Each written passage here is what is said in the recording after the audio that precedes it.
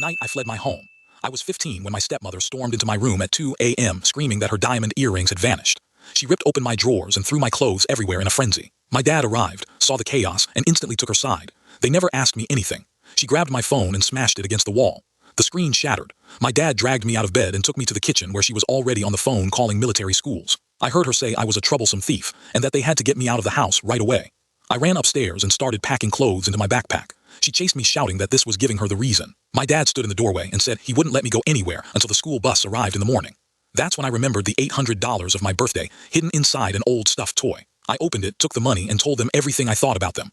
My stepmother tried to take it from me. I pushed my dad, ran downstairs, and bolted out the door. She was behind me screaming she'd call the police because I'd stolen my own money.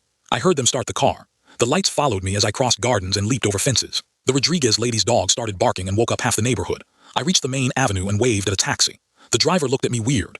He was a kid with a backpack and cash in his hand, wanting to go to the bus terminal at 3 a.m. I told him my parents were divorcing and I was going to live with my aunt. At the station, I bought a ticket to Monterey, where my aunt lives. It's about 3 states away. The bus left at 6, so I hid in the bathroom, peeking through the crack to see if my dad's car appeared. Guards passed by every while asking if everything was okay.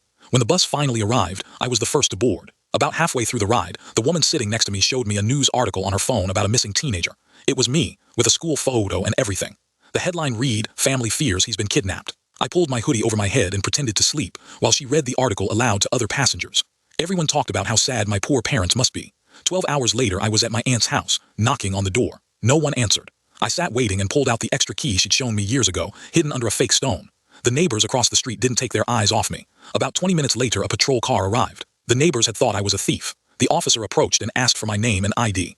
I gave my real name, since his radio confirmed I was the missing child from the news. He called my dad and put the phone on speaker. My dad was crying, saying thanks to God I was okay, telling me to come home.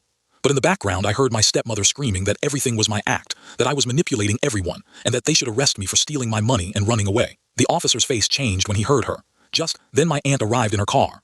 As soon as she saw me with the officer, she understood everything.